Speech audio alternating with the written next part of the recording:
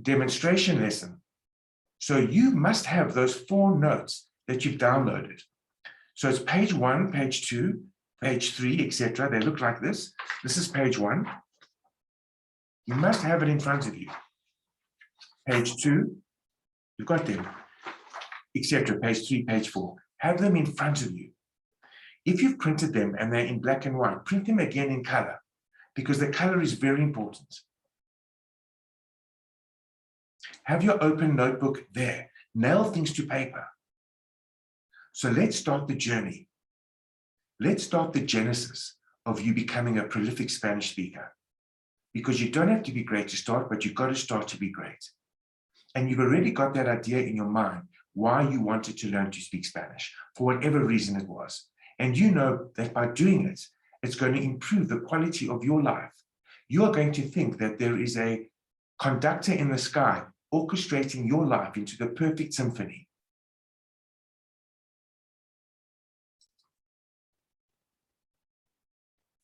Okay, so my system is a cumulative, progressive system that's got a very logical alignment and trajectory of 1 step at a time. You've got to lay down the foundation of rhythm development. Rhythm development in your foundation stone. We need to unblock the path that arises from academical perplexity with a plunger of rhythm development. Think of rhythm as nutrients that lubricate your neurological pathways to enable the information to move with speed and fluidity. So once layer 1 is embedded, this is the key. You always need to use the information that you've before put down in order for the next set of information to glide easily, so it can be reinforced. However, you must use the information that you initially put down to learn the next set of information. And then that information will indelibly carve into your brain the information. And then the next layer must come up, and the next layer. And it's 1 step at a time. The elevator to the top is out of order. It's 1 step at a time. We need a map, though, a system. Because supposing you wanted to arrive at a certain location, it doesn't matter what mode of transport you use or how persistent and determined you are. I mean, if you have the wrong map, you'll always face failure. You need the right map. So I'm going to help you to start properly. Even if I don't get to see you in the future and I have a limited time with you, it's incumbent on me to get you to start correctly and to show you that you have genius potential and you can do it. And if I can just get that belief into you, I've won. So if I just get to see you for a limited time, this information that I'm going to give you, it's incumbent on me to help you, because I just know that it's going to be extremely difficult to find a system that's going to it's going to push you into the right direction with such velocity of speed that it's going to be astounding. So let's start on page 1. Remember, have your notebook open, have colors in front of you, get your pen ready. When you write things down, it burns it deeper into your subconscious mind. And we never want to have enough initially of your fundamentals, because the wider your base of fundamentals, the more new ideas will benefit you, because you'll be having access to all the cumulative information that you've laid down before. Let's start. On page 1, have you got it? Get your pen ready. Now, write this down in your jotter. Spanish is phonetical. In other words, what you see generally you say. So if you see the letter B, you go B. The letter D for dog, you go D. The letter E for elephant, you go E. That's phonetical. That's amazing. A, B, C, D, E. What a win. I mean, many languages don't have A, B, C, D, E. So we already have a lot of advantageous momentum going with us. You know, it's A, B, C, D. Now make a note, the letter H is silent. The letter H is silent. Now, on page 1, I did write a few rules pertaining to the letters, and we're going to get to them now when we do the sentences. Let's start a dialogue between two people. It could be any two people. So Pedro's going to start by saying, hello, good morning. Now the Spanish sentence is there and the English sentence is there. So Pedro says, hola, buenos dias. Here it is, good morning. It also could be good day. I wrote a W above UE. So it sounds like buenos, like Wednesday, that sound when you say the day of the week, Wednesday. It's buenos dias. So when you do it quickly, buenos dias. You can isolate the sound initially for training. Buenos dias. That's called syllabification, when you break things up. It's amazing for neuroplasticity. What neuroplasticity is when you learn a new skill, you're going to start developing a new neural pathway whenever you learn a new skill. So in the beginning, the information is random and convoluted for everything. But as you start building, it's like when it's raining and the water goes everywhere, and slowly a path starts to develop. And then the water that comes afterwards goes down that path much smoother and quicker. So what we're doing now with neuroplasticity is we're building a neural pathway. Neural pathway. Hello, good morning. Hola, buenos dias. So there's a W sound every time you see a UE. So look what I did for you. Because remember, I've made the mistakes that you are going to make. I can identify with you because remember, I was born an English speaker. So if there's problems, I can immediately intervene and eliminate the problem so it doesn't balloon into a destructive pattern that threatens the attainment of that specific goal. You know what I'm saying? Because I know what's happening with you, you know? So I'll put a W there above UE, you see it?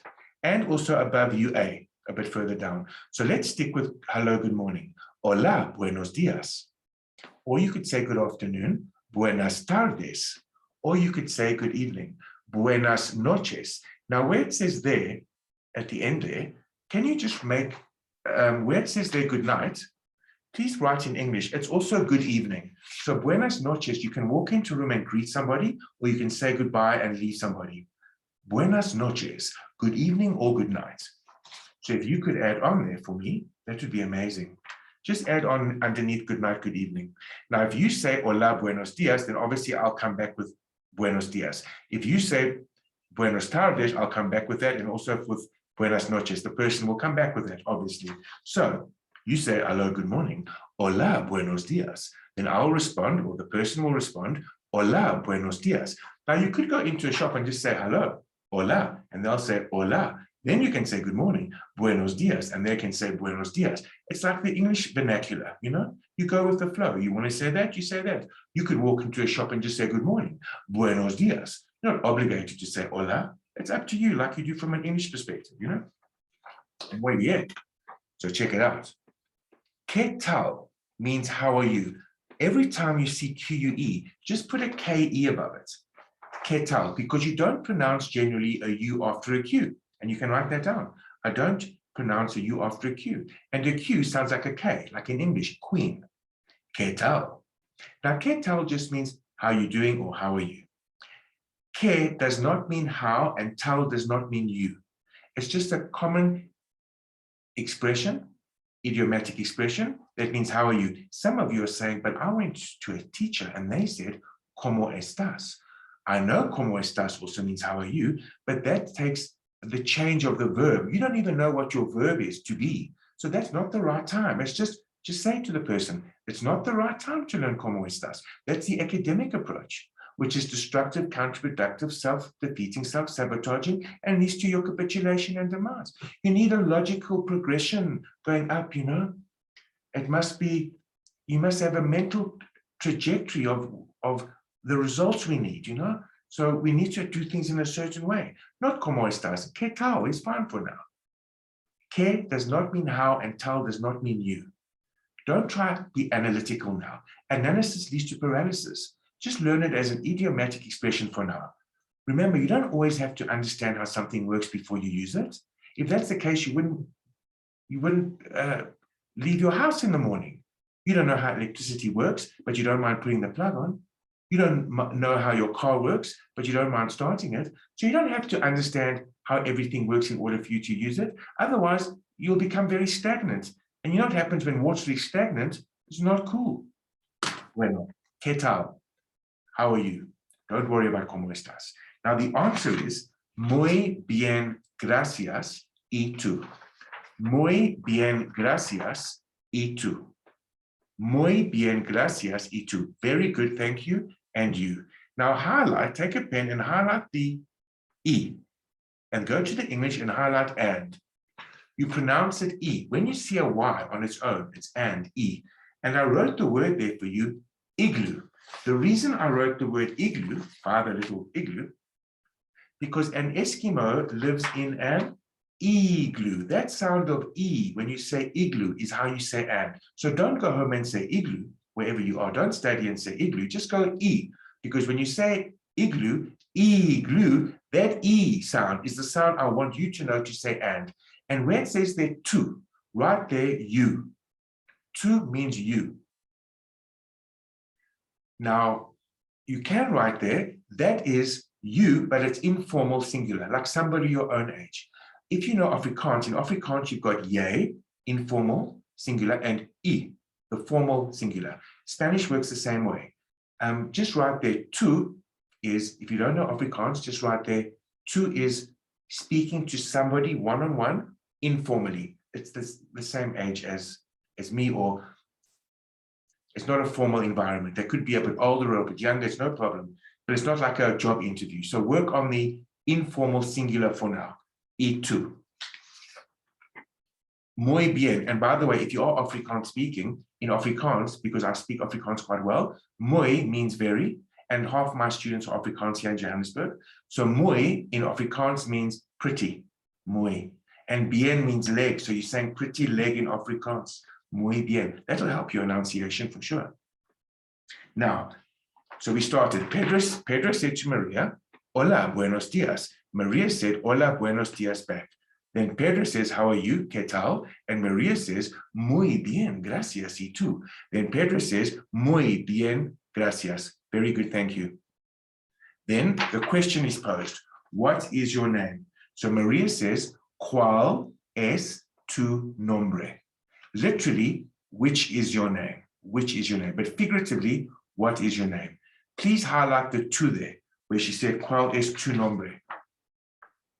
And make a note that tu in your jota means your, and you must highlight it there as well, where it says your.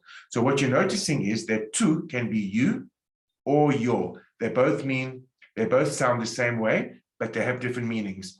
Get into it. Very good, thank you, and you. Muy bien, gracias, y tú. But when you said, what is your name? ¿Cuál es tu nombre? In English, we have many words that sound the same, that have different meanings. Like, I love the color blue, and the wind blew on the coast yesterday, blue, blue. Or the sweets are in the box, and I like to box. There's many words like that. I like to lift up my chair, and I went in the lift in the supermarket. There's hundreds of words. So tu can be you and your. Don't overthink, just do the exercise aloud. So then you say, Maria says, what is your name? ¿Cuál es tu nombre? Then Pedro responds, my name is Pedro. Mi nombre es Pedro. And if you're a man, you can write your name there. Then Pedro asks her, what is your name? ¿Cuál es tu nombre? Notice the W above the U, because it must sound like a W, like the UE and the UA. So it's ¿cuál? You can rewrite that. KWAL there if you want, ¿cuál? And you're learning possessive article of your, tu, and my name, me. Because when he says, what is your name? ¿Cuál es tu nombre? The response is, my name is Maria. Mi nombre es Maria. And if you're a girl, just change Maria to your own name. So you're also learning my, me, and your, tu, which is amazing for possessive article. And in your jota, you can write this phrase. My house is your house. Me, M-I, casa, C-A-S-A, new word, E-S-S, tu, T-U, and then casa, C-A-S-A. My house is your house. Mi casa es tu casa. Some of you think it's su casa, but it's when you're being informal to somebody, it's tu. Don't worry about the su for now. Mi casa es tu casa. My house is your house. So you're learning mine and yours, which is amazing. Then Pedro says, delighted to meet you. Encantado. Can you please rewrite that word in your jota and break it up like I have? So when you learn it, you must go encantada, and like a clock, like a metronome. You must learn it, break it up, for your brain.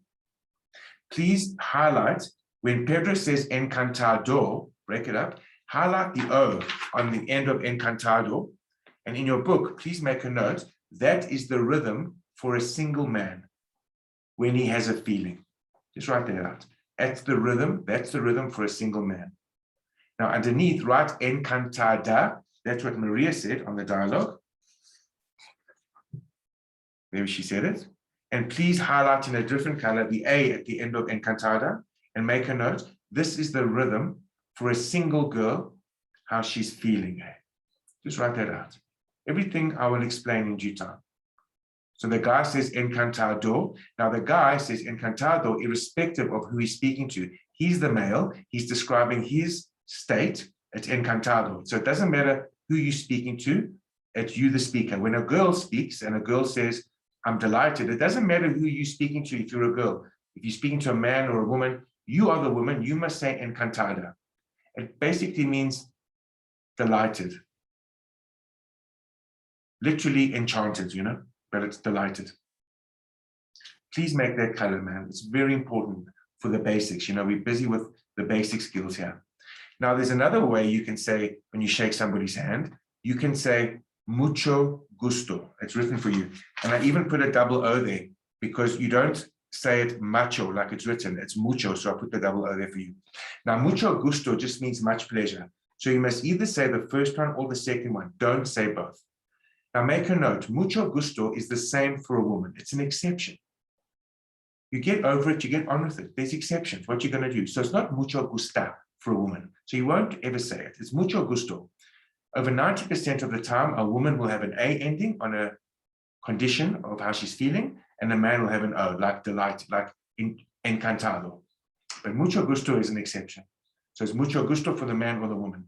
Now, the last person that speaks can also say likewise. If the person says to you delighted or much pleasure, you can go likewise. So that is igualmente. Igualmente. And it's written for you. So there's three options there. So when the person first starts speaking and he said, if a guy says encantado and you're a guy, you can either say encantado, mucho gusto, or igualmente. Only one though. If a guy speaks to a girl and the guy says mucho gusto, the girl can either say encantada, mucho gusto, or igualmente. Only one, okay? So we've already broken the ice. That's amazing. You're getting a bit of a rapport. Now, some of you will say, when I say, what is your name? ¿Cuál es tu nombre? But somebody told me that it's different. They said it's ¿Cómo te llamas? Well, there is another way. That means, how are you called? And I'm called as me llamo. That's the academic approach. They start that way. It's a much easier way to go, what is your name? And my name is. It's easier because you don't know your verb of to call. So how can you, because when you say me llamo, literally you're saying I'm called, me llamo. And you are called is ¿Cómo te llamas? That's a conjugation. You don't want to stay away from that for now. Be your own best friend, really, because you're the one to benefit. Stay away from conjugations. In this system, we're going to learn ¿Qué tal?, not ¿Cómo estás? And what is your name? ¿Cuál es tu nombre? We're not going to learn ¿Cómo te llamas for now. I'll always give you the best information for you.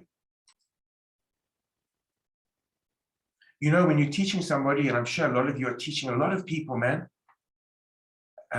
when you're teaching and helping people, you don't always give to that person what they think they want at that moment. You do what's best for that person at that moment, That's what helping is all about. So now, once you have done this dialogue, so you're going to say to me, but I'm studying by myself. How do I study? Well, if you're studying with a partner, that's very dynamic. You must do this dialogue again and again and again, but keep your eyes down so that the right combination of information, the right vocabulary is coming. Your brain needs to hear the right sequence so many times until you can put the piece of paper down and do it subliminally. But that takes repetition. Now, the most omnipotent tool that you have is repetition. Because repetition is truly the mother of all learning, which makes it the father of action and unequivocally the architect of accomplishment. Repetition. It's the most omnipotent tool that you have in your chest. Always study with your voice. Studying silently is not conducive to recalling information when it comes to linguistics, languages. Never, ever study silently. It actually breeds an inability to have conversational skills. Everything's with your voice. Now, if you're studying with a partner, that's amazing. Or you're studying with a family friend, cool. Whoever you're studying with. If you're studying by yourself, you must just be creative. It can work. I'm telling you, I study so many things by myself and other languages. The key is to have an imagination. Imagine that there's someone next to you. Remember what we talked about Einstein? He knew his stuff. He knew that your imagination is everything. Imagine there's someone next to you and do the dialogue. Go like this. Hola, buenos dias. And know what you said. Then imagine that person saying hola, buenos dias. Then you go, ¿qué tal? And you imagine that person saying muy bien, gracias. And you go, muy bien, gracias. And you go, what's your name? ¿Cuál es tu nombre? You imagine them saying the answer and asking you, and you go, they ask you what your name is. And you go, mi nombre es name. And you go, mucho gusto. Do it. You must become a Dr. Dolittle of your furniture at home. Use your imagination. Once you've done this dialogue and you know the information and you do it again and again, you use the information that we've downloaded to learn another piece of information. So at the top of your page, you've got these utterances here. Utterances are words that can start a sentence. Think of it as a catalyst to get you off the launching pad. I'm telling you. I love ammunition that's stable, man. And you must enjoy everything. You must enjoy the journey on the way to what you are wanting, even though the whole time you're on your way, you're not there. That is one of the keys, I'm telling you. You don't want to take this circuitous route. It takes so much time to get you some results. You must be direct to the results. You must pull the results in. That's the way to go. Remember, an easy trek in the wrong direction will be much harder than an uphill climb towards success. I'm telling you. I used to say that to myself all the time when I was learning other things. An easy trek in the wrong direction will end up so much more difficult than an uphill climb towards success. God, did I say that? I remember all the things I'm learning. That was so pivotal that I would repeat. So once you've learned your dialogue, you must know your utterances. Tell me, dime, listen to this. Put dime in front of what is your name. There it is. Dime, ¿cuál es tu nombre? That's amazing. Then do the next one. Listen, what's your name? Go. Oye, ¿cuál es tu nombre? Do the next one. So, what's your name? Entonces, this one. Entonces, ¿cuál es tu nombre? Do the next one. Look, what's your name? Mira, ¿cuál es tu nombre? Well, what's your name? Pues, ¿cuál es tu nombre? Learn all 5 in front of what is your name.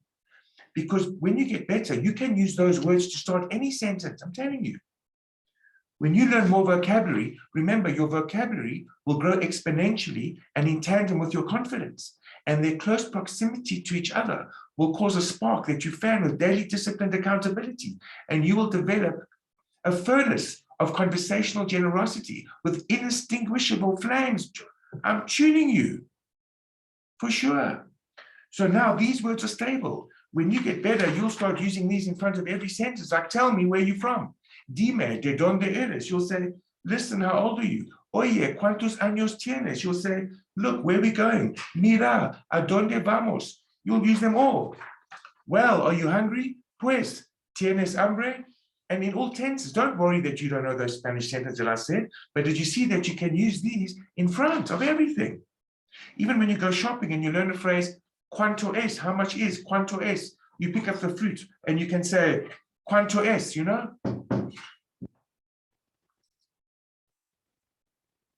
Let me just get back to that section. You know, when you say how much is, quanto es, you'll learn it. You can write it in your notebook. C-U-A-N-T-O, quanto, and then another word, es, quanto es. You can say, tell me how much is. Pick up a piece of fruit or a hat or a shirt and just go, tell me, dime, quanto es, and use your utterances here. Listen, how much is it? Oye, cuánto es? Look, how much is it? Mira, cuánto es? Well, how much is it? Pues, cuánto es? So, how much is it? Entonces, cuánto es? Hey, please learn these, man. Just learn them in front of what is your name. Now, when you know it in front of what is your name, you can also use it in front of how are you? ¿Qué tal? I'm telling you, you can start doing things like this. Tell me, how's it going? Dime, ¿qué tal? Listen, how's it going? Oye, ¿qué tal? Look, how's it going? Mira, ¿qué tal? Well, how's it going? Pues, ¿qué tal? So, how's it going? Entonces, ¿qué tal? Hey, put it in.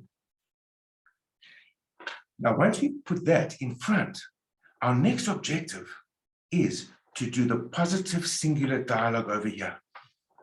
So write down in your notebook, objective, to do the positive singular dialogue, halfway down page 1. So this positive singular dialogue over here, we need to accomplish this.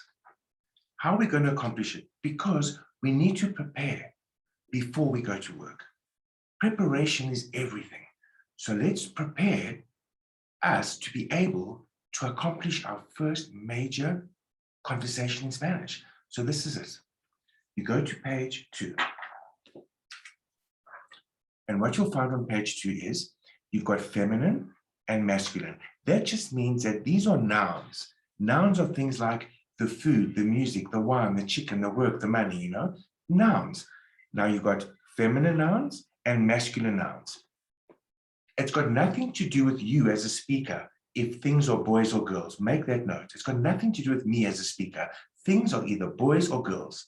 And that's the same in Italian, French, a few languages. Now, what I'm going to do is I'm going to explain to you how to study, because I can tell you unequivocally, without any hesitation or fear of error, that people come to me with these books and wherever they've gone, and none of them have actually taught them how to study, how to remember, how to use the brain, how to use neuroplasticity in order to remember things with repetition. So this is not just me teaching you concepts of a system. I'm actually going to teach you how to study to get the system. Not just the system. How do you study to retain information? Well, let's go. At the top of the page, it says there, la vida. La vida is the life. Make a note that la is the. That's your article. Now, these are girls, eh? Remember, I call them girls or feminine because the life is la vida. I highlighted the A after the la, and I highlighted the A at the end of vida. You see that in yellow. Because I want you to develop the rhythm of a feminine singular noun, and you've already done the person as well. Remember when you're a girl, or that girl said delighted, she went encantada, that A. Now the life is a girl just like her, so the life is la vida. I want you to sing a little bit or elongate the sounds when you study, just for the first few days. You say the life, la vida, or you can go la vida, you know, get this, la da da. You need rhythm. Now, the life is la vida. Now, make a note. I just want to talk to you about a few of these letters. The V can be pronounced as a V, like la vida, or a soft B. It's no problem, la vida. When people are speaking quickly, you won't even notice it, because some countries, they go with a B, a soft B, la vida, and some countries go with a V, la vida. It doesn't matter. This is the least of your concerns. If you are going specifically to a country and after a week you can say you can see they're using a B, you can make the change like this. Don't worry about it. The life, la vida, la da da. The next one, the music, la música. So you go la música, the life, la vida. The next one, the food, la comida. The next one, the fruit, la fruta. Do you see the sound? And 95% of the nouns will have la da da. So I'm just going to go down just for your hearing so you can hear the right enunciation.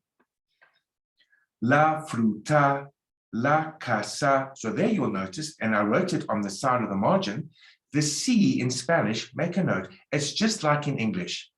It's a K sound before O, A, and U, and it's an S sound before I and E. Like, you know, in English, when you say, I like to cook, cook is a C, it's a K. And if you say, he is sincere, the C sounds like an S. So you know it already from English. Now, for those of you that are going to go to Spain, you're going to hear that the people in Spain are going to lisp the C that sounds like an S before I and E. So people from South America go, thank you, gracias. And in Spain, they go, gracias, th, like TH, th. They just lisp the C, which is a soft sound before I and E, and they also lisp the Z. So beer is cerveza. If you are going to anywhere in South America, they don't lisp. Now, every country you go to will have a different accent. So that's also interesting, you know. Remember, we talked about that a little bit earlier on. Every country you go to, if there's 20 countries you go to that speak Spanish, everyone will have an accent. Just like if you go to London, New Zealand, New York, Johannesburg, all of us who speak English have an accent. But keep your accent when you speak Spanish. That's your authenticity of who you are. Don't change yourself or change the way you speak. Just speak normally and don't become somebody else, you know? Retain your authenticity. So when I saw there the house, La Casa, the reason I mentioned it is you can't put a K above that C, but you know it from English anyway. So the beer is La Cerveza. You see, the C is like an S, like in English, you know, and the Z, you can sound it like an S. But in Spain, if you want to have an accent like they do in Spain, you can lisp all the C's that are soft and all the Z's. It's no problem. There are so many thousands of South Americans living in Spain, you can't believe it. And they don't lisp, you know. So it's whatever you're comfortable with is cool. The beach, la playa, la playa. La ensalada, I'm going to go down with me. La bebida, la primavera, la cosa, la manzana, la cena, la vista, la vida nocturna, la cocina. You can put a K above the first C and an S above the second C. La semana, la naturaleza, la escuela. You can put a W above the U. La sopa, la ropa, la taza, la botella. For the double L, you can substitute the double L for like a Y, like when you say in English, yesterday, or yes, or yellow. So a lot of the people in the world who speak Spanish make it a Y sound. Botella, that's the one I teach, it's very universal. But you can also make the double L a sh sound, like in Argentina and some countries in South America. Botella, there's two options. So the double L can be a sh sound, botella, or a yes sound, botella for now. Either one is fine. The bill, la cuenta, put a W above the UE. Like remember buenos dias? La cuenta. La cuenta. The bill, please. La cuenta, por favor. The spoon, la cuchara. CH is like chimney. The onion, la cebolla or la cebolla. Double L is a ya or a sh. The word, la palabra. The girl, la chica. The wife, la esposa. The friend, which is a girl, la amiga. The girlfriend, la novia. The daughter, la hija. Just remember the J is rough, la hija. La hija. If you find it very difficult to make the rough sound, you can always make the J and H sound. You'll get away with it, no problem. La hija, no problem. The G is also rough before I and E.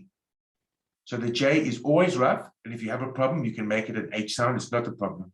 The G is going to be also rough like the J before I and E, like the people, la gente. And there you'll see the people is la gente. And above it, you can write rough if you want, like you're clearing your throat. La gente. The G is hard like Gary before A and O and U. And I wrote those rules over here at the top about the G and the J and going down of some of the rules. If the G is in front of an I and E, it's also rough like the J, like Argentina, Argentina. If you have a problem with a rough sound, then you just make it an H sound. Argentina, it's fine. You'll get away with it. It's no problem. Don't start killing your throat now, because some countries in the world where they speak a certain language, there's no rough sound, you know. Always give yourself words of encouragement, enthusiasm, belief, because you are your own best supporter. And the most important person that you speak to every day is you. You are your own best supporter. Encouragement, enthusiasm, understanding. Just remember, commitment represents the launching pad of accomplishment. Now, you'll notice that I said the woman is la mujer. There's a blue bracket at the bottom there. Those are the exceptions to the rule that don't end on A. I'll go through them again. The mother, la madre.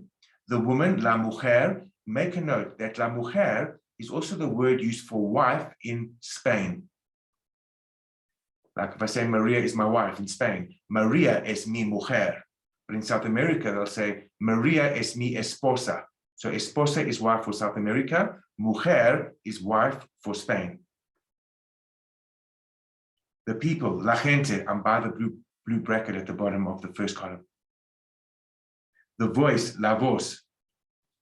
You see, these words don't end in A. The song, la canción. Make a note, any word that ends in ción is feminine. The meat, la carne. The city, la ciudad. Right there in English, C-U, it helps you to enunciate. Ciudad, la ciudad. Make a note in your book, any word that ends in dad is feminine. Any word that ends in dad is feminine. The street, la calle. The night, la noche. And the university, there's another word that ends in dad, la universidad. La universidad. So any word that ends in dad and ción is feminine. Make that note. So there are a few exceptions at the bottom.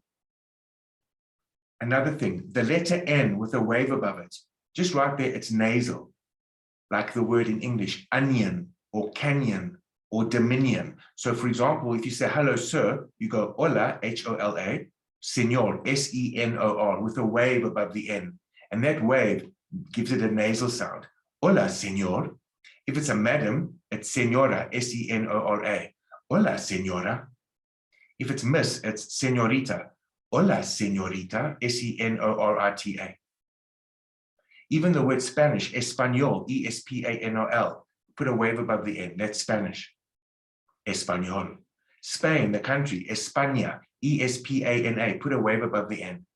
Write the sentence, Spanish is important in Spain. It's a good sentence. Español es importante en España. Say that a few times every day. That will help you to differentiate between Spanish and Spain. Now, this is the key. How are we going to learn this vocabulary? Because we need to talk about the life in a country and the music and the fruits and the people and everything. But how are we going to communicate about something if you haven't got the ability to know your information? So remember, with this process, I might have mentioned it, but I've got to say it again because it's so relevant. Your confidence will grow in tandem with your vocabulary. And their close proximity to each other will create a spark that you fan with daily disciplined accountability and enthusiasm. You fan that spark, which will lead to a furnace of conversational generosity with inextinguishable flames. You must say that, man, because it's really true. And I'm going to help you to increase your vocabulary. Because as I stated, the books don't teach you how to remember everything. How are you supposed to remember things? There's no system, but how must I remember? Let me show you. Vamos, let's do it.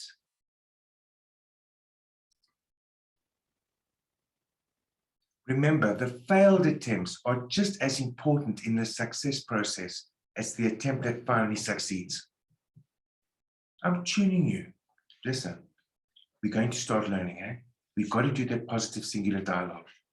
So what you do is you go to the top of your noun page and you take a color and let's highlight the food.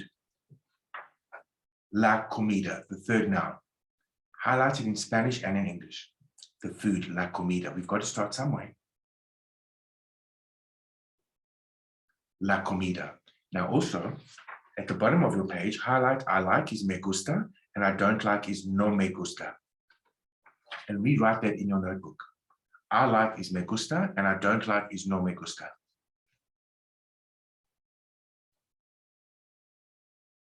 Write this down.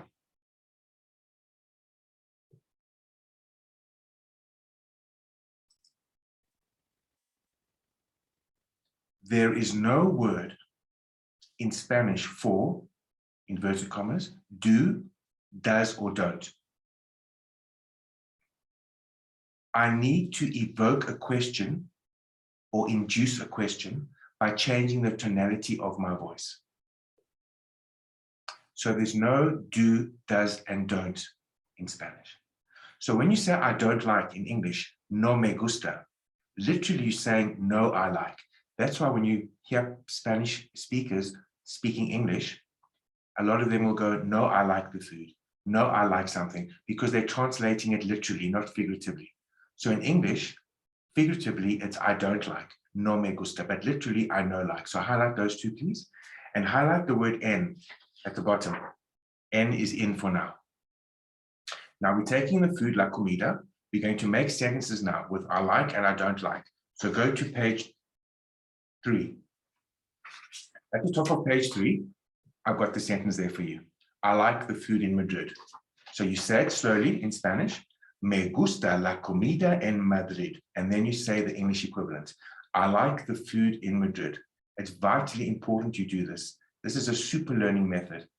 Remember neuroplasticity, that pathway that we're developing? At the beginning of the sentence, there's a plus sign because it's a positive sentiment. You must know that sentence. Me gusta la comida en Madrid. I like the food in Madrid. Then you do the second sentence. You'll see there's a negative sign there. It's a negative sentiment. I don't like the food in Madrid. No me gusta la comida en Madrid. You say, I don't like the food in Madrid.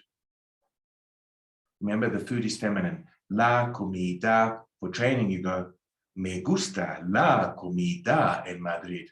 Negative. No me gusta la comida en Madrid. Sing just for the first few days. Elongate those sounds. Just for that absorptive ability we need. Now, once you know the first sentence, I like the food in Madrid, and you know the second sentence in isolation, you must learn something new now because of that preceding information.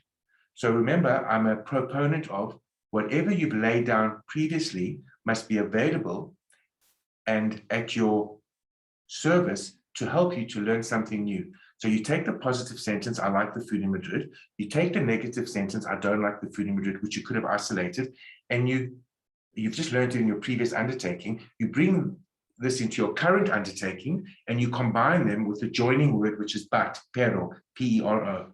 Now read sentence number 3. I like the food in Madrid, but I don't like the food in Barcelona. Me gusta la comida en Madrid, pero no me gusta la comida en Barcelona. And obviously, the people in Spain, they'll list that C, they'll go Barcelona. I like the food in Madrid, but I don't like the food in Barcelona. Now you're learning but, pero, a very versatile word that we're going to use. Like when you say, I'm going to see you later, but I might be a bit late. Or, I like the hat, but can you give me a sentence? So it will be used a lot. Positive, negative. Number 3, combination with pero, but. You will use pero incessantly. Now, you've said the food 1, 2, 4 times. 1, 2, 3, 4. Repetition. You've said it 4 times. You know the food. You know the food. You say it again if you didn't know it. Then you know it. You don't know it. You say those 3 sentences again. You got it. Now, let's learn something new with the previous undertaking. You've learned the food. Now describe the food with an adjective. The food is fantastic here. La comida es fantástica. And you see the color, yellow, yellow, yellow, because you're describing the food. The food is a girl with the AA, so the adjective must have an A at the end. So now you've got a triple sing-along. La comida es fantástica. Elongated. And the word aquí is aquí. Here, aquí. You can rewrite that word A-K-E-E if you want. The food is fantastic here. La comida es fantástica aquí. So let's go down together. The food is fabulous here. La comida es fabulosa aquí. The food is divine here. La comida es divina aquí. Delicious. La comida es deliciosa aquí. The food is delicious here. Don't forget at home, you must say the English equivalent afterwards. The food is good here. La comida es buena aquí. The food is cheap here. La comida es barata aquí. Expensive. La comida es cara aquí. Tasty. La comida es rica aquí. Number 10, the food is bad here. La comida es mala aquí. 11, the food is amazing. La comida es estupenda aquí. Remember in the beginning of the dialogue, Maria said delighted. She even went encantada. You see, there was the A. She was describing her feelings. Do you see the correlation between the A that she said and these A's? We'll do the boy or the man just now. Now, please do me a favor. Write underneath number 11, write number 12. Now, number 12, when you're going to write underneath number 11, right there, the food is la comida es, and you're learning es. You're saying it so many times, you're learning that means is. Right there, number 12, the food is la comida es sabrosa, S-A-B-R-O-S-A, flavorful, sabrosa. Then put loca, / loca, L-O-C-A, crazy. You go to a country and they're giving you some crazy stuff. Just use your imagination. / fun, divertida, D-I-V for victory, E-R-T-I-D for December, A. Divertida, just put there fun. Imagine you go to a children's party and the food just looks so fun. What's nice is you already know fantastic, fabulous, divine, delicious, and marvelous from an English perspective. What I do as much as I can is I try to give you information and vocabulary which both languages match. It just gives you that good feeling, you know. I'm just trying to always inculcate into you that you can do anything, man. So this gives you that feeling of belief, you know. I need to help you to develop a certain mindset in order for this thing to come to fruition in the most effective and streamlined way as possible. So number 12, you put the food is flavorful, crazy, and fun. That's amazing. Then you must go to the side here, and these adjectives that end on E, just right there, these are neutral. They're not male or female. There's no sexes involved here. They're neutral. They end on E, and you know them from English. So keep describing the food. Look at that line. Keep describing the food and say the word aquí afterwards over here. So now say, the food is excellent here. La comida es excelente aquí. It ends on E. Just let your brain hear it. Don't analyze. They don't end on a normal A.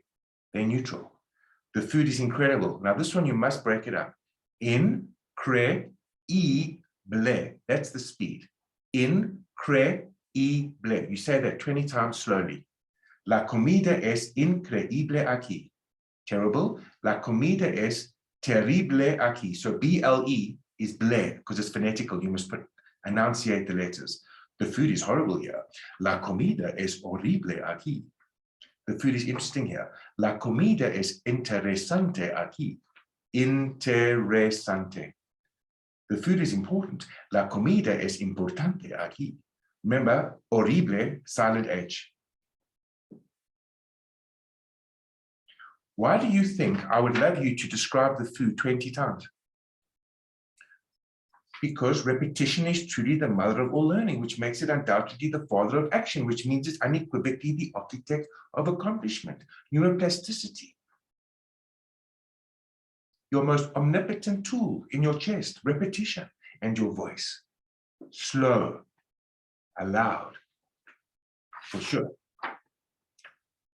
Now, by saying the food 20 times, you'll know the food for sure. Now, take a color and highlight this sentence. I like the food in Madrid. Me gusta la comida en Madrid. And with that same color, highlight the sentence at the top here. Me gusta la comida en Madrid, and join them, because you would have learned that sentence prior. Don't worry about this green word for now, this porque now. Highlight the next sentence afterwards. The food is fantastic. La comida es fantástica, in a different color. In that different color, highlight that word, that sentence here. La comida es fantástica, and just join them so you can see where you're getting it from. So that sentence, you're getting it from there, and that sentence, you're bringing it down over there. Because you can isolate them. You can go into a restaurant and just say the food is fantastic. la comida es fantástica. And after 10 minutes, you could say, I like the food in Madrid. Me gusta la comida en any city. You could even reverse it. So you could say that sentence first, and then that one, or that one, and then that one. There's no particular need of any specific order. They're both legitimate sentences. So what you do is you take that sentence, and there it is there.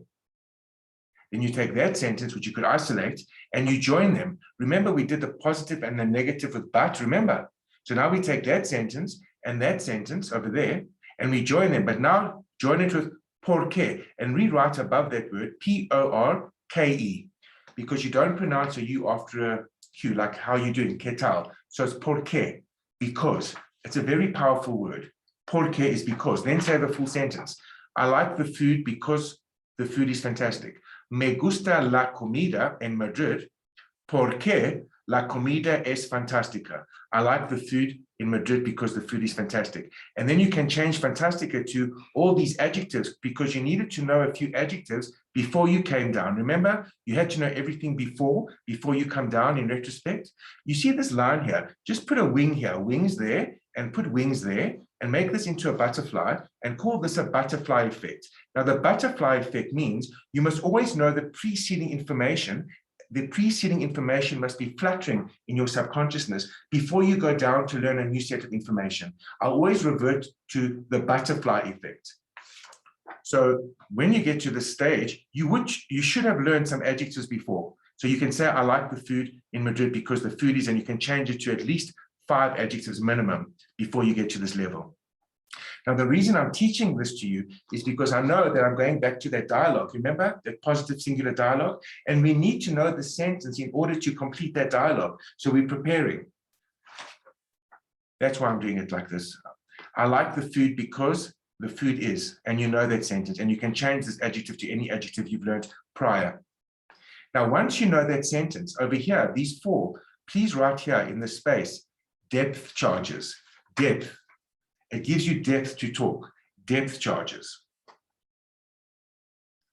The first depth charger, number 1, is para mí. That just means for me. Number 2 is en mi opinión, in my opinion. There's that me for possessive, like my name is, it's easy. Number 3 is yo pienso que. Yo pienso que, I think that. And next to que, write ke in brackets. Number 4, I believe that. Yo creo que. Yo creo que. I believe that. And next to that que, put ke. I would love you to learn that que means that initially. I know some of you are saying, but it means what, and it means something else. Don't worry. Learn that for now. Pienso que. Now that yo, basically, as we've discussed all these accents in different countries, there's going to be 3 accents you're going to come across. When you say I, you can either go yo, or with an sh, sho, or jo. Get used to them all. Don't worry too much. Do what you prefer in the beginning. So I can be yo, double L, like an sh sound, because remember the double L in Spanish can also be an sh, as I discussed. So it also sounds like that sh sound. Sure. Remember, marvelous is maravilloso, but in some countries in South America, it's maravilloso. It's a sh sound, the double L. You choose between sh or ya, as I've discussed. So when you say yo, that Y has also got that sound that you want, especially in some of the countries in South America. So I can either be yo, which I use a lot of, or sho, or jo. In Spain, you'll hear jo, you know? In Argentina, you'll hear sho. And in some other countries, you're going to hear yo. You do whatever you dig, whatever you schmuck, whatever you like. Now, once you've made that ke in brackets after pienso que and creo que, this is what you must do. You see, I put a bracket here, and then I tied some string. You pull that string, the bracket closes like a trap. It brings these 4 up, and you deposit them after porque one at a time. So now you say, I like the food in Madrid because for me, the food is fantastic. Me gusta la comida en Madrid porque para mí la comida es fantástica. Then you go, I like the food in Madrid because in my opinion, you drop it there and you continue discussing the food. Me gusta la comida en Madrid porque en mi opinión, la comida es fabulosa. And you can even change your adjective if you want. Then you do the next one. I like the food in Madrid because I think that. Number 3, me gusta la comida en Madrid porque yo pienso que la comida es excelente. Number 4, me gusta la comida en Madrid porque I believe that yo creo que la comida es, and you choose, barata. And I even wrote this sentence here for you. I like the food because for me, in my opinion, I think that and I believe that, and the answer. But you must just do one at a time. One at a time.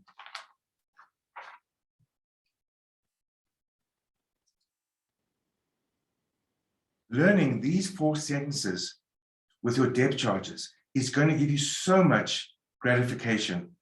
Just remember, man, you need to feel the satisfaction of all the things clicking into place, like it's your own jigsaw puzzle. I'm telling you, that's the key.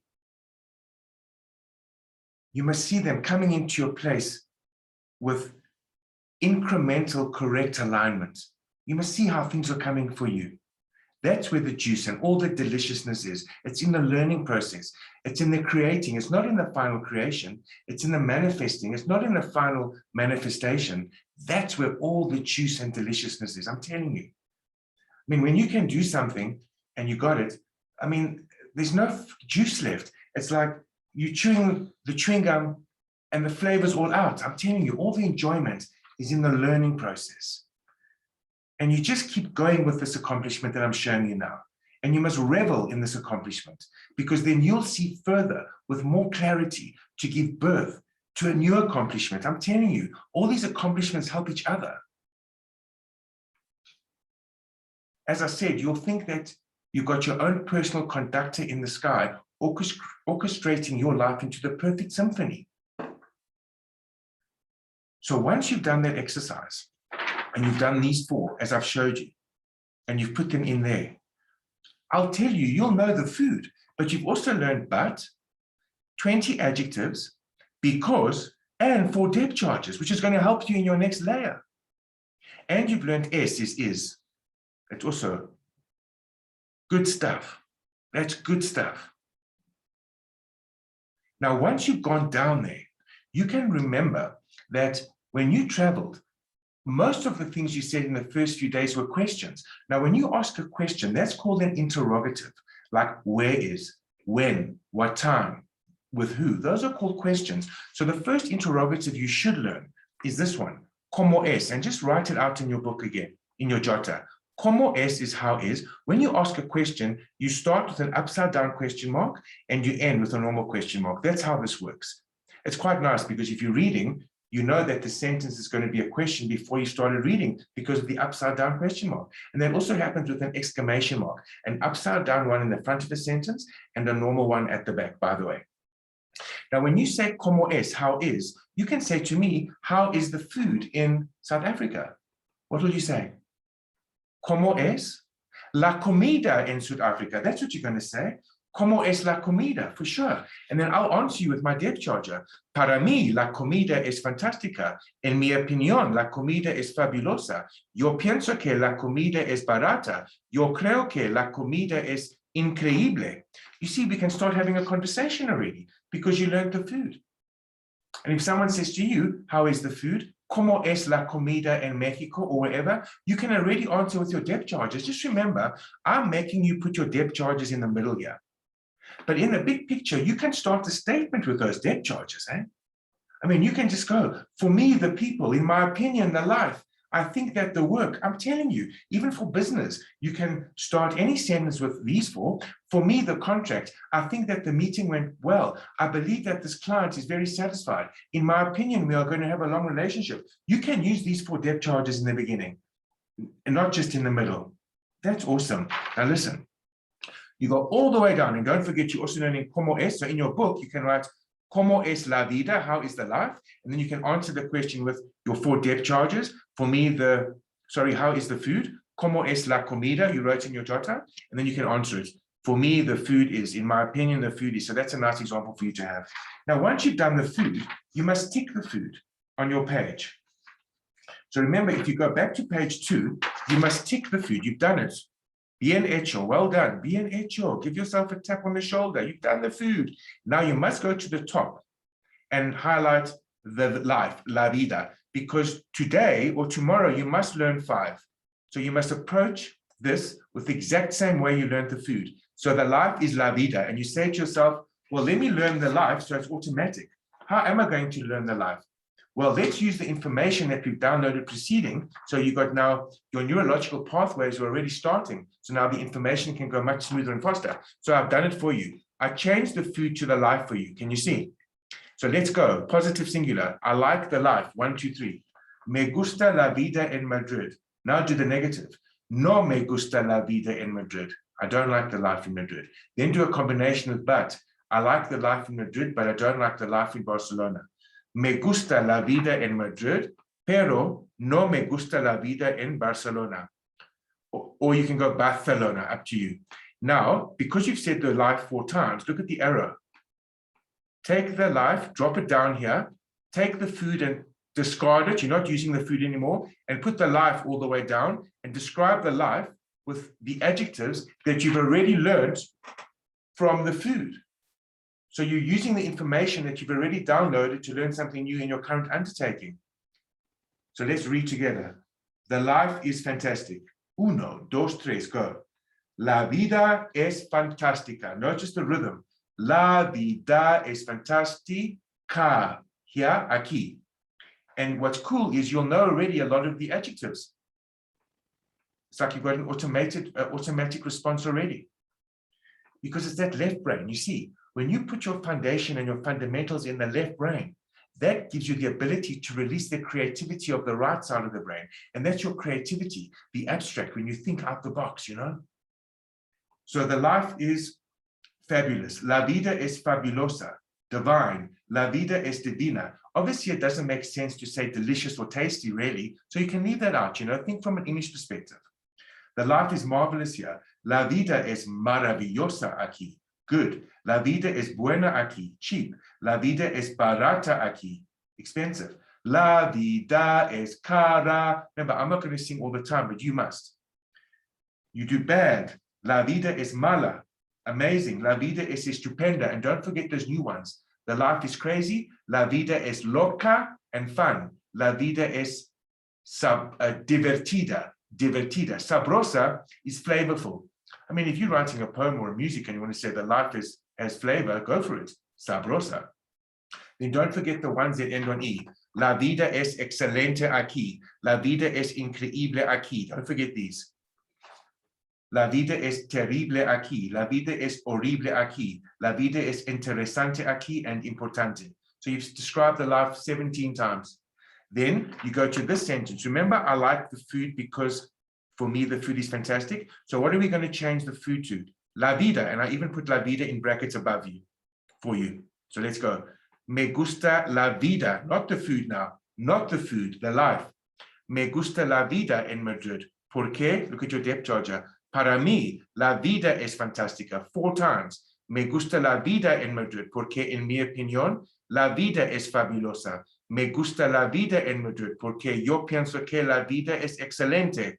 Me gusta la vida en Madrid porque yo creo que la vida es loca. It's up to you. 4 times.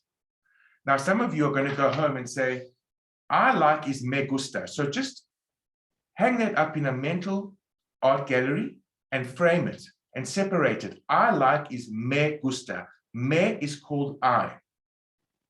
Now, if you're going to be teaching in the future, because I have a lot of students that do the TEFL course and they go teach English in South American countries or Spain or wherever you go, you'll have to know the names of these things. If you're not going to be teaching, then you don't need to know these names. But me gusta, as long as you know that me is I in the gallery of I like for now, me gusta. It's an indirect object pronoun. But when you did the I think, yo pienso, you see there? Yo pienso, and I believe, yo creo. You might go home and say, but why is there 2 ways of saying I? So let me emancipate you from mental slavery. And I hope I can disseminate this information in a way that you understand. Now, when you do an action in Spanish, like I think and I believe, you're going to say yo, and yo is I, but for an action for now. Just hang that up in your gallery. In a separate gallery, I think is yo pienso, and I believe is yo creo. Write that out. But I like is me gusta. That's another gallery. Don't analyze. Remember, analysis leads to paralysis. Just get over it and get on with it for now. I know in an hour of you studying, you'll just know I like is me gusta. And when you say I think is yo pienso, you'll put the yo in. You know, your pienso is I think, thinking of being pensive. And I believe is your creo, like having credence, you know, if that helps you. Now make this note. The yo, let's call the subject pronoun, the yo. The me is an indirect object pronoun. Remember, if you're not going to be teaching, you don't have to know what they're called. As long as you know me is I for I like, and yo is I for an action for now. Put the yo in, I did put the yo in brackets right there. The yo is optional. I don't have to say it. It's a decorative piece. Let me explain why. You can put it in or you can leave it out. It's fine. I think is yo pienso. Write that out in your book, yo pienso. And circle the O at the end of pienso. I believe is your creo. Circle the O. Now, if you're a man or a woman, that O doesn't become an A. You talk the same way with verbs, man or woman. It only changes when you give yourself a feeling, which I'm going to show you now with the masculine. I've only done the feminine when the lady said encantada, you know, like the life is la vida because it's a girl, you know, like the lady. I think is your pienso. Write this down. If I spoke English like Spanish, English would sound like this. And then write this. I think or. Put an O at the end of think. I believe or. That's how Spanish works 95% of the time. When you do an action like I think, I believe, you have an O at the end there. And that O is telling the other person that you are doing the action. So the yo is optional because there's no ambiguity. You could just go pienso. And the next day you could go yo pienso. So the yo is optional. Get used to it in the beginning. But that O that comes at the end is signifying to the person that you are doing the action. That's why the yo is optional. And if we spoke English like Spanish, it would be I think or, I work or, I believe or, I work or. You know, imagine, I swim or, I work or, I study or. That's why when they say I speak, it's yo hablo. And I understand, yo comprendo. And I want, yo quiero. I'm able, yo puedo. All that I teach in the course. But as long as you understand, I think and I believe, the O is there because that's indicating to that person that you're doing the action. So I hope the way I explained that you understand. If we spoke English, it would be the same way as the Spanish. It would be, I think or, I believe or. So you could just go think or believe or without the I because the O tells the person.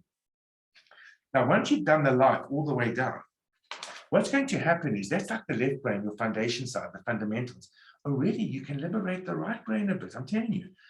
Because you've learned the food in retrospect, you're going to learn the life. What's going to happen is the life is going to pop up, the food is going to pop up, it's going to say, I dig you, you know, let's get together. There's a collaborative effort, a marriage service is performed, and the creation of a new idea. So try this. Write this out in your jotter. I like the life in Madrid because for me the food is fantastic. Write that out. I like the life in Madrid because for me the food is fantastic.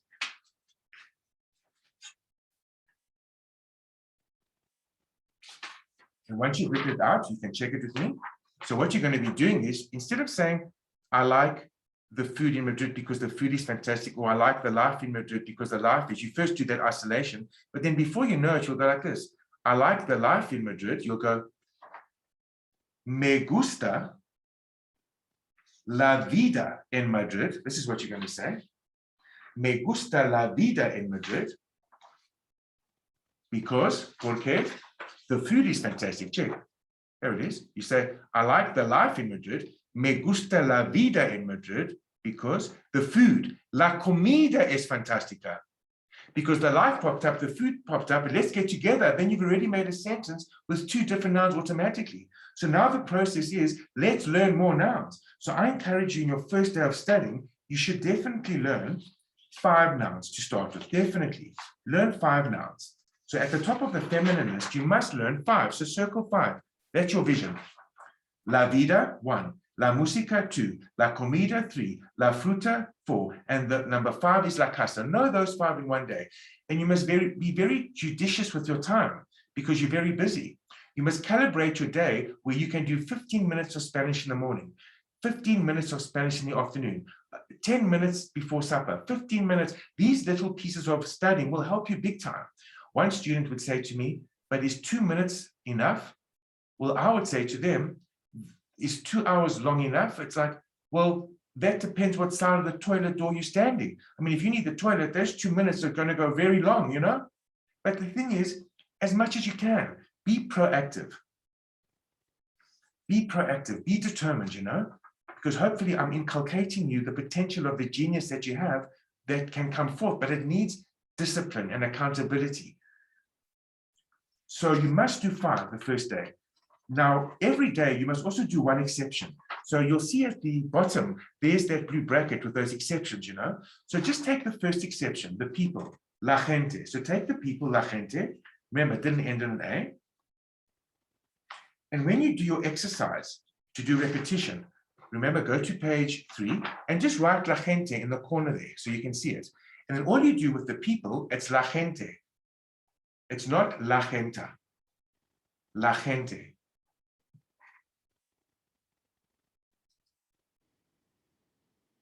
So you take your exception, la gente, and all you do is you go positive, negative, and combination.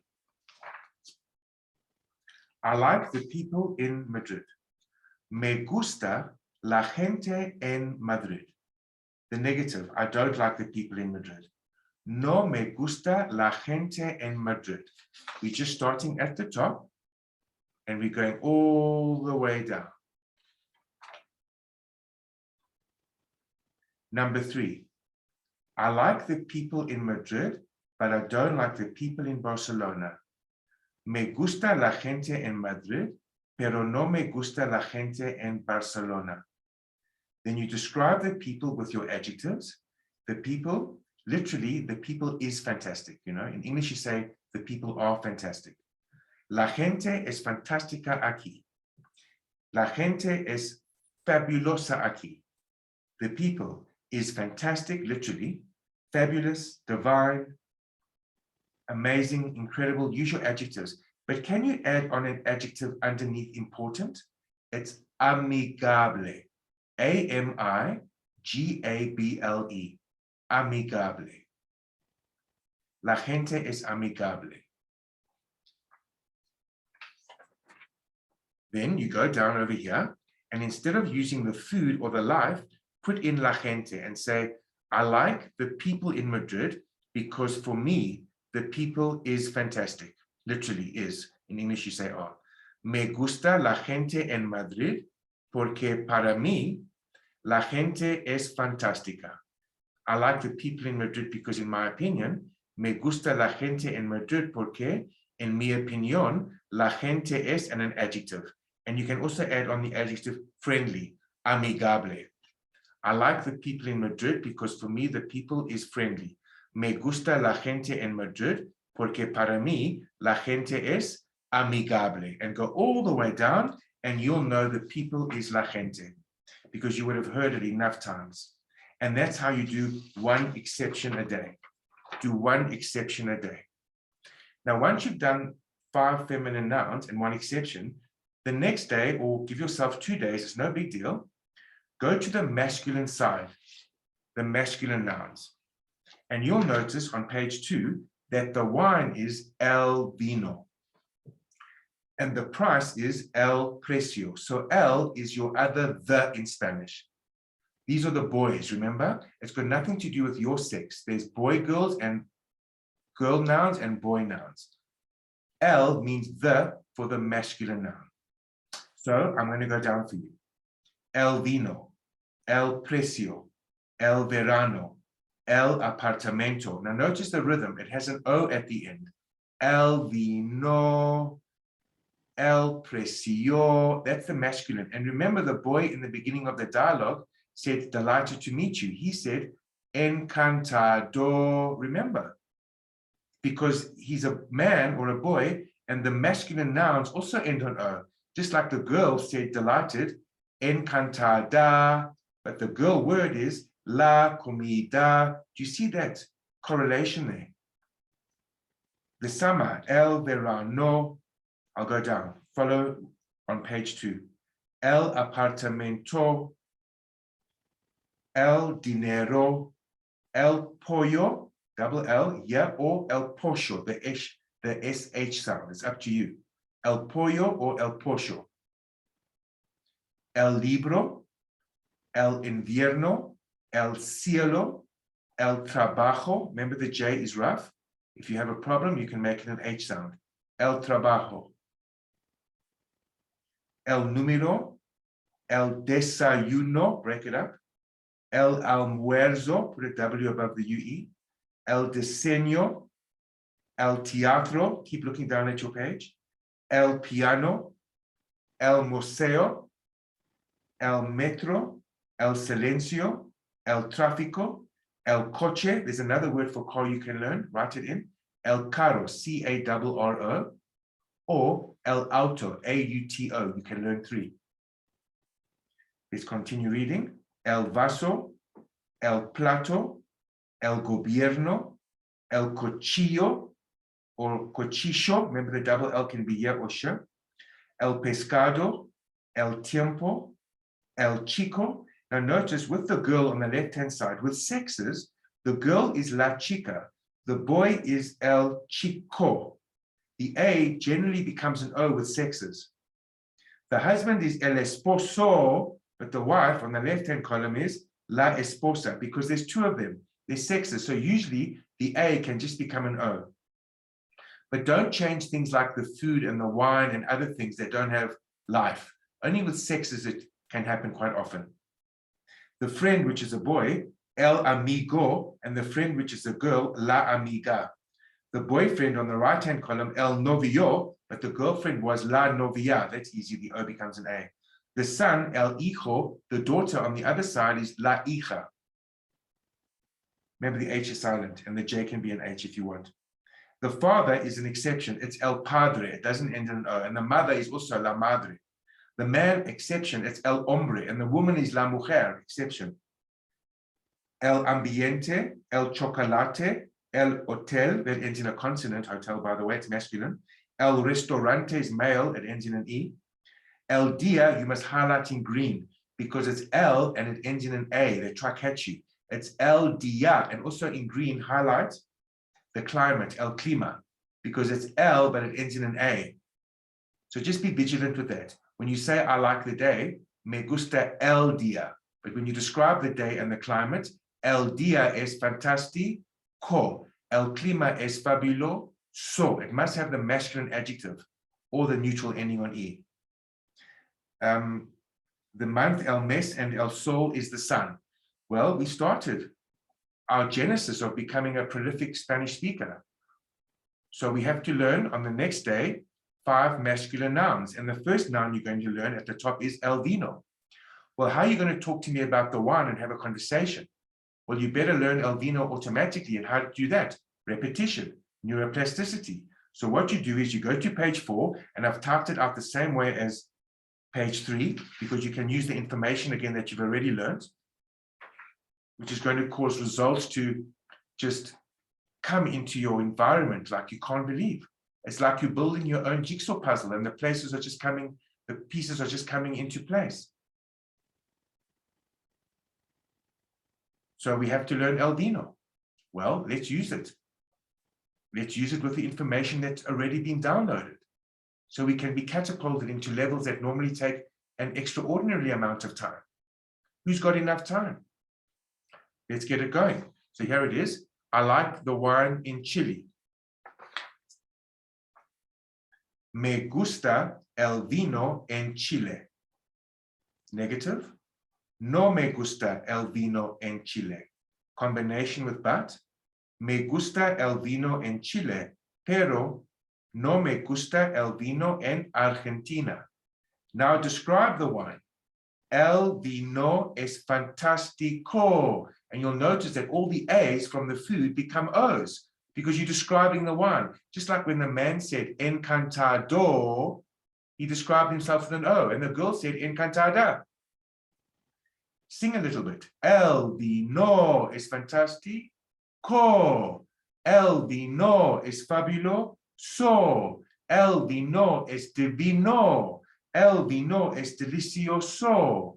El vino es maravilloso. El vino es bueno.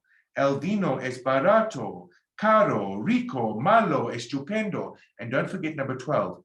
El vino es Sabroso, from the information you've already written on number 12 of the feminine for the food. Crazy, el vino es loco, and fun. El vino es divertido. And make a note that the adjectives that end on E stay the same. You don't change the adjectives that end on E. So there it's written for you. Excelente, increíble, terrible, horrible, interesante, and importante. Don't change those. They're written for you. There they are. Keep describing the wine. Then you go down to this sentence over there. I like the wine because, like you've done already, and don't forget to use your 4 depth charges that you've learned. Let's go together. Me gusta el vino en Chile because, porque, for me, para mí, or in my opinion, en mi opinión, or I think that, yo pienso que, or I believe that, yo creo que, el vino es fantástico. And you can use any adjective you want. You will know the wine after that. So if you want to use your interrogative, how is the wine? You just say, ¿Cómo es el vino? How is the wine? And then the person will respond with their depth charges. Now, what's exciting is once you've learned the wine, you can even do a collaborative technique with the life. Remember, I taught you how to say, I like the life here because the food is fantastic. You used the life in the food. I showed you that, remember? Well, if you learn the wine and you've got it in your head with repetition, you can start feeling free. I'm reading. You can start feeling free. Look where I'm reading. You can start feeling free to combine, at the bottom of your page, the wine, masculine and feminine, in one sentence. You can combine. For example, I've written it there. I like the food in Madrid, but I don't like the wine. Me gusta la comida en Madrid, pero no me gusta el vino. Number 2, I like the wine in Madrid, but I don't like the food. You can reverse it. Me gusta el vino en Madrid, pero no me gusta la comida. You just reverse it. That's incredible, because who knows what you're going to say? You need to just learn for now 5 feminine nouns on one day, 5 masculine nouns the next day, 5 feminine nouns another day, 5 masculine nouns, and move down that list so we can start combining automatically. But initially you do 1 noun at a time, all the way down. So when you do the masculine side, you must do 5. El vino, el precio, el verano, el apartamento, and el dinero. Don't forget to do 1 exception also every day. At the bottom of your table, you've got that blue bracket. So start with the restaurant, el restaurante. And you go to page 4, and then you put the restaurant at the top of the page, you write it in, and you go from the top all the way to the bottom with the restaurant. I like the and you do that with the summer, because you'll see the summer is el verano. So obviously I changed the wine to the summer for you, and you describe it. Don't forget, you say, I like it, I don't like it with but, then you describe it like we did already 15 times, and then you go, I like the whatever you're dealing with, because your depth charger, and you use the sample I've given you with a new sample noun. And you do 5 a day. So remember, with the restaurant, it'll be me gusta el restaurante, the negative and the combination. But then you must describe the restaurant. You'll say, el restaurante es fantástico, fabuloso, because it's masculine. And I promise you, before you know it, you'll say, I like the restaurant, me gusta el restaurante, because for me, the food is fantastic. Porque para mí la comida es fantástica. In my opinion, the wine is delicious. En mi opinión, el vino es delicioso. I believe that the people are friendly. Yo creo que la gente es amigable. You'll be astounded at what you're able to do just by those things popping up and popping up. But initially, you need to do the training now, the foundational quality, 1 noun at a time, all the way down. And with a bit of time, they'll start popping up. And I'll always be there to guide you. I'll be on you like white on rice, like stink on a monkey. Now, once you've done that preparation, and you've done 5 feminine, 5 masculine, 5 feminine, 5 masculine. Don't forget to do 1 exception a day. The build-up now is, why did we do that? Because we wanted to do that positive singular dialogue on the bottom of page 1. And there it is. The positive singular dialogue.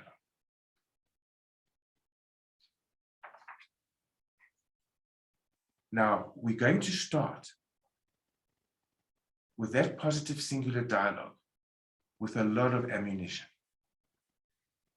At the top of that positive singular dialogue, Pedro starts by saying, tell me, dime. Now, we've already learned dime when you said, tell me what's your name. So, what's your name? Remember those utterances at the top in yellow? So look at the arrow. The arrow goes in front of what is your name on page 1, and then the arrow goes down again in front of the dialogue, because you can put those yellow words wherever you want, man. They're like a catalyst to get you off the launching pad. Now, the reason why I start my course with I like is me gusta, because when I did a biopsy of the Spanish language, I saw that there's a certain mental compartment that is so vital to know because of the ease and the functionality from an English perspective. Because in Spanish, when you say I like, it's me gusta. It's coming up now. Here it is.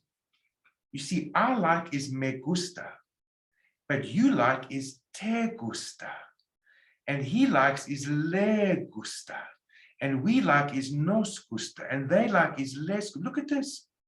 There's no change. It's such a nice way to start. No change. This doesn't change like normal conjugations. You know, when you open up the academical book and it says, I am, estoy, and you are, estás, and everything changes. This is consistent. And that's why I start with me gusta, because you like is te gusta just in this layer. Now remember, there's no word for do and does. So you've got to induce a question by changing the tonality of your voice. So all we've got to do in this dialogue is go, tell me, do you like a lot the food in Madrid, yes or no? Dime, ¿te gusta la comida en Madrid, sí o no? Now, mucho means a lot. Make a note in your jota. Mucho means a lot. English people are in a constant state of this combobulation when to say mucho, mucha, muchas, and muchos. I know, I've been there. I've got a methodology that's going to assist you to know everything. But for the mucho, for today's lesson, make a note that mucho must never change after I like, me gusta. It doesn't matter if the noun is feminine or masculine. Never ever say me gusta mucha or muchas and muchos. It's always masculine singular. Me gusta mucho, and it doesn't matter what noun is coming after. Get used to it. Now, when you say to your friend, do you like a lot? It's te gusta mucho, la or el. It doesn't matter if the noun is masculine or feminine. It's always mucho, irrespective. I like a lot. So look at the dialogue. Tell me, do you like a lot the food in Madrid? And yes or no is sí or no. That just helps you to evoke a question. Dime, ¿te gusta mucho? Read now. Dime, read with me. Dime, ¿te gusta mucho la comida en Madrid? Sí or no? Good question. How would you have asked a question about anything if you never knew vocabulary? Now, the answer, Maria says, is yes, sí, naturally, naturalmente. Naturalmente is naturally in English. I wrote there that mente equals ly in English. That's amazing. So you must change naturally to all these words here one at a time because you know them all from English. Obviously, obviamente, absolutely, absolutamente, especially, especialmente, generally, generalmente, personally, personalmente, usually, usualmente, frankly, francamente. These words have huge value because you know them from English. At the back of your manual that you're going to get with the course, I've got over 50 of these words. They're amazing. What does this mean? Físicamente, physically.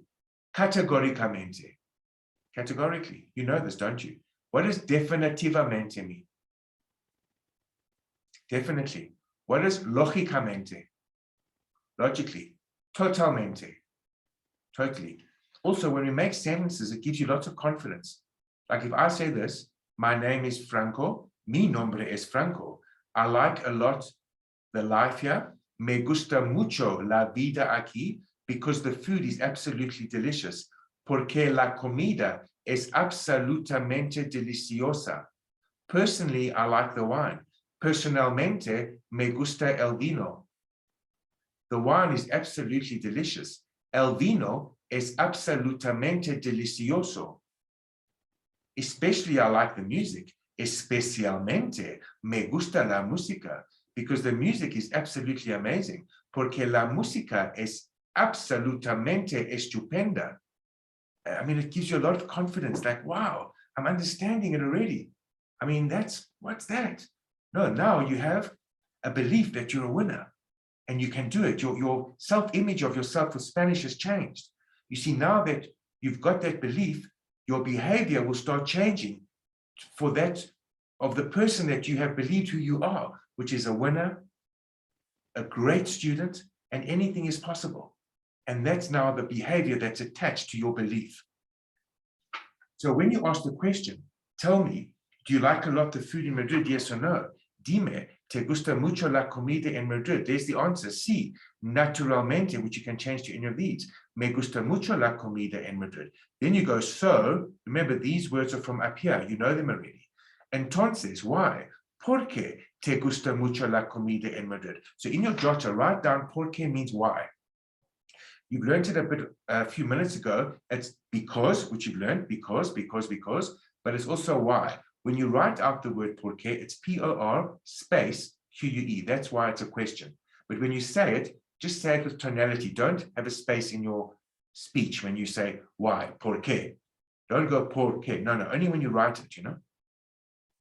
Like, remember, I like the color blue and the wind blew last night. There's lots of words that have the same sound and different meanings. Just like in our beginning dialogue. I'm very good and you, muy bien y tú. Remember, tú was you, and your name is cuál es tu nombre. Remember, tú means your and you. This is just another thing we'll get. Because we are impervious to failure. Failure will never overtake us. Failure will never overtake us because our determination to succeed is strong enough. We are lions. Victory runs in our veins. We are not sheep to be prodded in the direction of failure. The slaughterhouse of failure is not our destination. So, let's go. So, why do you like the food in Madrid? Entonces, ¿por qué te gusta mucho la comida en Madrid? That's the question. Now, the answer, look, I like the food in Madrid because for me, the food is fantastic. Or in my opinion, the food is delicious, or I think that, or I believe that. That answer was the preparation that we've been spending this time to learn. That's why I started on page 3 to teach you how to say, I like the food in Madrid because for me, the food is fantastic, or in my opinion, the food is fabulous, or I think that the food is excellent, or I believe that the food is incredible. That sentence there with your 4 depth charges was what was needed in our dialogue that you're doing now, because the answer, there it is. Look, I like the food in Madrid because the food is fantastic, and there's your 4 depth charges, and that's what we've been studying how to do. Now, I'm only repeating the food like this for one reason, for repetition. Do you like the food? Yes, I like the food. Why do you like the food? I like the food because for me, the food is fantastic. But you're also learning your utterances, the blue things. You're learning an adverb naturally, which you're going to change to others, and you're learning your 4 depth charges, and your rhythm is already developed. Me gusta mucho la comida, porque para mí la comida es fantástica, fabulosa. You can choose. You've learned like over so many, nearly 20 adjectives. You can say a few. Now, you could be more succinct and not be so verbose. You can just go, do you like the food? And then you go, yes. Why? It's good. But that doesn't help us for the neurological development that we need. You need to say as much as possible here. And remember, the food is never going to change. I eat the food, I ate the food, I can't eat the food. It's never going to change. You need stability. You've got stability words. You've got your utterances. You've got why and because, which is so powerful, man. When you say like, why do you live here? I live here because. You know when you get better? Why do you want to speak Spanish? I want to speak Spanish because. Why did you go there? I went there because. Why are you going there? I'm going there because. There's power in porque being why and because, as a foundational stone. Remember, the wider your base of your foundational stuff, the more new ideas will benefit you, because you'll have the access to all the accumulated information in the upclimb. Only in the beginning it's this new neurological pathway, but things just get better and better. And you just keep on going wherever you learn Spanish in the world. I'm so delighted. I revel in the knowing of your delight to come when you witness the unfolding of your desires fulfilled. I'm delighted to just start you off. If I get to continue to see you, muy bien. If not, I give you the desire and you continue somewhere with some teacher, muy bien. I've given you momentum. So this concept of this positive singular dialogue is dope. What we need to do though, is you need to change the food to some other nouns. So I've got a list of other nouns there for you, like the wine, el vino, and the life, la vida. You need to learn those nouns in the front of your notes on those two columns, so we can start talking about different nouns automatically. Now, if you did talk about the wine, you would have learned the wine in retrospect. Remember the butterfly effect? So you go, tell me, do you like a lot the wine? Dime, ¿te gusta mucho el vino en Madrid? Then you answer, sí, naturalmente, me gusta mucho el vino en Madrid. Then you go, so why? Entonces, ¿por qué te gusta mucho el vino? Then you answer, mira, me gusta mucho el vino porque para mí el vino es fantástico, fabuloso, bueno, delicioso. You've learned your rhythm, it must have an O. And by repeating the wine again and again, it's amazing. Now, when you talk about the life, you know, la vida, you do the same thing. But remember, you always start at the top. You go like this, hello, good morning, hola, buenos dias. And then they go, hola, buenos dias. You go, tell me, how are you? Dime, ¿qué tal? You answer, muy bien, gracias. ¿Y tú? And then you answer back, muy bien, gracias. Then you go, listen, what's your name? Oye, ¿cuál es tu nombre? Then you answer, mi nombre es Sergio. Then you go, so what is your name? And entonces, ¿cuál es tu nombre? And that person answers, mi nombre es Verónica. Then you say, pleased to meet you. The guy, encantado o mucho gusto. Then the girl says, encantado o mucho gusto, igualmente. Then you start the dialogue. You go straight and you go. So if it was the life, you would go, dime, ¿te gusta mucho the life? La vida en Madrid, sí o no? Then Maria responds, sí, naturalmente, me gusta mucho la vida en Madrid. Then you go, so why do you like a lot the life? Entonces, ¿por qué te gusta mucho la vida en Madrid? Then she answers, mira, me gusta mucho la vida en Madrid porque para mí, o en mi opinión, o yo pienso que, o yo creo que, la vida es fantástica, amazing. But then, you know, your right brain's going to take over, eh? You're going to start doing things like this. I like a lot the life in Madrid. Me gusta mucho, you go, look, mira, me gusta mucho la vida en Madrid because, porque, for me, the life is fantastic. Para mí, la vida es fantástica. In my opinion, the food is delicious. En mi opinión, la comida es deliciosa. I think that the music is interesting. Yo pienso que la música es interesante. I believe that the people are friendly. Yo creo que la gente es amigable. That's crazy. You see, you said, I like the life because, and you used your 4 depth charges with 4 different nouns. And I would write that out in my jotter. I like a lot the life here because, for me, the life is fantastic. In my opinion, the food is delicious. I think that the wine is flavorful. And I believe that the people are friendly. And that's amazing. You can do that after a few days of studying. I mean, I don't have vocabulary to articulate the importance and the feeling of wow that you're getting already. I like a lot the life in Madrid because I think that, and you use a noun. I believe that, you use a noun. In my opinion, and